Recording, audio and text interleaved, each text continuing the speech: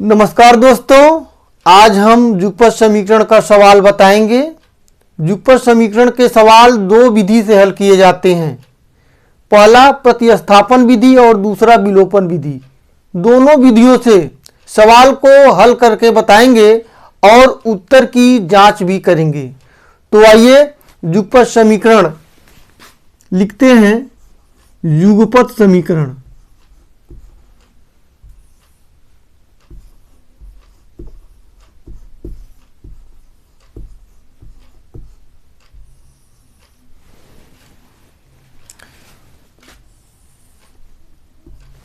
युगपत समीकरण में दो विधियां हैं, एक प्रतिस्थापन विधि और दूसरा विलोपन विधि। तो आइए आज हमारी चर्चा प्रतिस्थापन विधि की होगी, इसके बाद हम चर्चा करेंगे विलोपन विधि। तो आइए प्रतिस्थापन विधि। प्रतिस्थापन विधि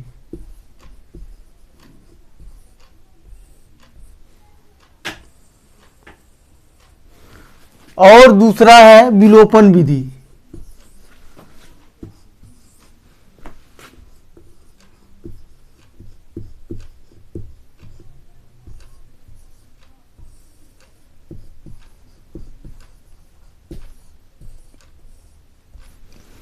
आइए प्रतिस्थापन विधि से सवाल को हल करते हैं।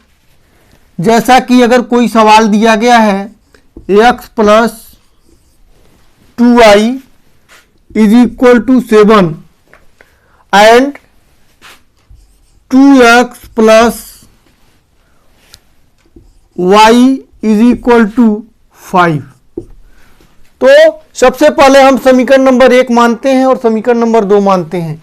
इसे हम समीकरण नंबर 1 मानेंगे और ये समीकरण नंबर 2 मानेंगे। अब हमें जो है प्रतिस्थापन विधि से अगर सवाल को हल करने हैं तो सबसे पहले हम या तो x के मान या तो y के मान को हम निकाल करके और समीकरण नंबर 2 में या 1 में भर देंगे तो x और y के मान निकल जाएंगे। तो आइए समीकरण 1 से समीकरण 1 से सबसे पहले हम समीकरण नंबर 1 को लिखते हैं। x plus 2y is equal to 7। समीकरण नंबर 1। अब हम अगर x का मान निकालते हैं तो x is equal to 7 minus 2y। x का मान निकल गया। अब इसे हम समीकरण नंबर 1 हो गया, 2 हो गया, समीकरण नंबर 3 बना लेते हैं। अब हमें जो है समीकरण नंबर 1 में या 2 में हम मान को भरेंगे। तो जब हम x के मान निकाल लिए हैं तो चलिए समीकरण नंबर 2 में भरते हैं। x का मान समीकरण 2 में रखने पर, तो आइए x का मान समीकरण 2 में रखते हैं। तो समीकरण नंबर 2 को लिखते हैं 2x plus y is equal to 5। अब हम यहाँ x का मान भरेंगे, यानी कि x के स्थान पर 7 माइनस 2y रखेंगे। तो 2 multiply by 7x minus 2y bracket बंद plus y is equal to 5। अब हम 2 का मल्टीप्लाई 7 में और 2 का मल्टीप्लाई 2y में करते हैं। तो आइए 2 का मल्टीप्लाई 7 में 2 सत्ते 14 माइनस 2 दूनी 4y प्लस y बराबर 5। अब हम y में से 4y को घटा देंगे। तो आइए y में से जब हम 4y को घटाएंगे तो माइनस 3y हो जाएगा। ठीक है। अब हम y का मान निकालते हैं। आइए यहां पर लिखेंगे 14 माइनस 3y बराबर 5। तो जब हम पक्षांतर करेंगे 14 को राइट हैंड साइड में तो minus 3y is equal to 5 plus है, जब राइट हैंड साइड में जाएगा तो माइनस हो जाएगा। और minus 3y is equal to 5 में से 14 को सबट्रैक्ट कर देंगे, घटा देंगे, तो हो जाएगा -9। अब -3 से जो है 9 को जो है डिवाइड कर देंगे तो 3 हो जाएगा और y का मान 3 हो गया। यानी कि हम यहाँ से जो है प्रतिस्थापन विधि से लगाने पर मुझे y के मान प्राप्त हो गए। अब मुझे x के मान को निकालने हैं, तो x के मान या तो समीकरण नंबर 1 में रखें या समीकरण नंबर 2 में रखें। तो आइए अब हम y के मान को जो है भरते हैं समीकरण नंबर 1 में। बाकी जितने भी सवाल लिखे गए हैं आप लोग डायरी में इसे नोट कर लें। इसके बाद सवाल को हम हल करते हैं, y के मान भरते हैं। चलिए नोट हो गया। आइए एक समीकरण नंबर 1 में भरते हैं।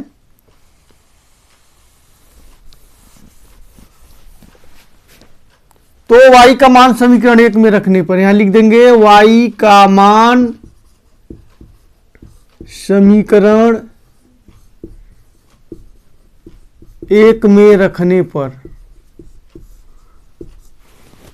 अब आइए इसमें हम रखते हैं y के मान। y के स्थान पर हम 3 रखते हैं, तो x plus 2 multiply by y के स्थान पर हम 3 लिख देंगे इज इक्वल टू 7।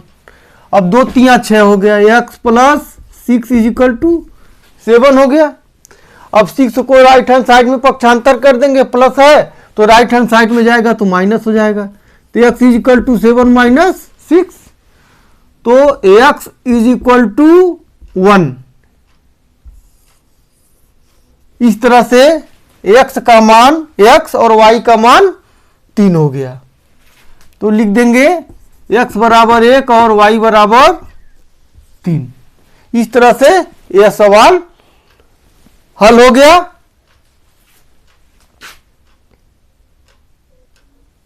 अब हम विलोपन विधि का सवाल बताएंगे। उसी सवाल को जो प्रतिस्थापन विधि से हल हुआ है उसी को हम विलोपन विधि से हल करते हैं। तो आइए विलोपन विधि से हल करने के लिए देखिए x और y, यहाँ पर भी x और y है। हमें जो है विलोपन विधि से जब हल करेंगे तो मुझे y वाले पद को काटना है या x वाले पद को काटना है। एक को जो है मुझे कैंसिल करना है, लेकिन कैंसिल कब होगी जब संख्या सेम होगी। अगर यहाँ पर 2y है यहाँ पर भी 2y होगा तो सेम होगा, यहाँ पर y है यहाँ पर y है, जब हम इसको जो है घटाएंगे तो कट जाएगा। लेकिन देख रहे हैं न तो x के पद बराबर हैं न तो y के पद बराबर हैं, इसलिए हमें जो है समीकरण नंबर 1 में अगर हम 2 से मल्टीप्लाई कर देते हैं तो संख्या सेम हो जाएगी और कट जाएगी। तो आइए समीकरण 1 में 2 से गुणा करने पर, 2 से गुणा करने पर, 2 से गुणा करने पर, लेकिन 2 से गुणा होगा तो कोई जरूरी नहीं है कि हम केवल x में ही करेंगे। 2 का गुणा होगा तो x में भी करेंगे, y में भी करेंगे और 7 में भी करेंगे। तो आइए 2 से गुणा करते हैं, तो 2x प्लस 2 2 जा 4y प्लस 2 7 जा 14, और नीचे वाली जो संख्या है 2x plus y is equal to 5। अब बच्चों हमें ध्यान यह देना है कि यहाँ पर y के पद बराबर नहीं है लेकिन x के पद बराबर है, तो हम अब इसे विलुप्त करने के लिए हमें जो है प्लस का चिन्ह है तो माइनस कर देंगे, यहाँ पर प्लस का चिन्ह है माइनस कर देंगे, यहाँ भी प्लस का चिन्ह है माइनस हो जाएगा। संख्या जो है एक दूसरे के विपरीत हो जाएंगे। अब देखिए 2x है, 2x है, संख्या सेम है, यह संख्या कैंसिल हो गई। यहाँ पर 4y है, यहाँ पर y है, तो 4y में से जो है एक y को घटा देंगे तो हो जाएगा 3y, और 14 में से हमें 5 को घटाना है तो 14 में से 5 घटाएंगे तो 9 हो गया। अब 3 से जो है डिवाइड कर देंगे, 3 त्रिका 9 हो गया। y के मान आ गए 3। अब y का मान जो है समीकरण 1 में रखें या 2 में रखें, सवाल आ जाएगा। तो आइए हम y का मान समीकरण नंबर 1 में रखते हैं। तो आइए y का मान समीकरण एक में रखने पर, y का मान समीकरण एक में रखने पर। अब चलिए समीकरण नंबर एक में हम रखते हैं x plus 2y is equal to 7। अब y के स्थान पर मुझे जो है 3 रखने हैं, तो x प्लस 2 मल्टीप्लाई, इस दोनों के बीच में गुणे का चिन्ह है, तो 2 गुणे 3 बराबर 7। अब हमें x प्लस 2 यानी कि x plus 2 3 6 is equal to 7 हो गया, और x is equal to plus 6 है, जब राइट हैंड साइड में ले जाएंगे तो चिन्ह परिवर्तन हो जाएगा, तो 7 में से जो है 6 को हम घटा देंगे तो x का मान 1 आ जाएगा। इस तरह से x का मान 1 आ गया और y का मान भी 3 आ गया। लेकिन सवाल सही कैसे है, इसको जो हम उत्तर की जांच करते हैं तो पता होगा कि सवाल मेरा सही है या गलत है। तो आइए उत्तर की जांच करके देखते हैं। उत्तर की जांच,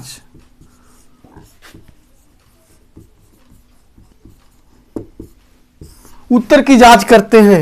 अब यह समीकरण नंबर 1 में हम मान को भरते हैं। आइए समीकरण 1 में भरते हैं, तो x plus 2y is equal to 7 दिया गया है।